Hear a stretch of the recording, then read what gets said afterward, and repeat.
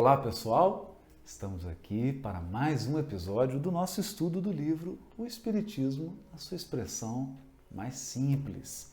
Então vamos lá, no episódio anterior a gente comentava um parágrafo que está no item 19 do capítulo chamado Deus no livro A Gênese, em que Kardec explica por que os atributos de Deus servem de guia para todo espírito que deseja aproximar-se da divindade e que deseja compreender Deus e suas leis. Olha o que Kardec afirma. Ele afirma assim, que toda teoria, todo princípio, todo dogma, toda crença, toda prática que estiver em contradição com um só que seja dos atributos, então imagina, se entrar em condição com um só, não precisa ser com dois, três, com apenas um dos atributos da divindade, ou que mesmo que não anule um atributo de Deus, mas diminua a grandeza de um atributo de Deus, isso significa simplesmente que essa teoria, que essa filosofia, que esse dogma, que essa religião, que essa prática não pode estar com a verdade. Olha que forte isso.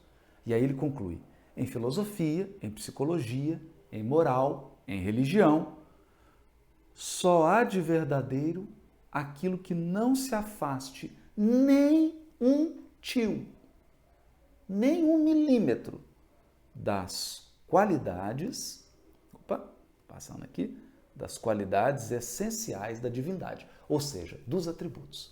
Então, toda vez que você tiver uma ideia, formular uma teoria, um pensamento, que diminuir ou negar, nem que seja 1 milímetro dos atributos de Deus, essa ação está operando contrariamente à verdade. Toda verdade tem que estar em absoluta consonância com os atributos de Deus.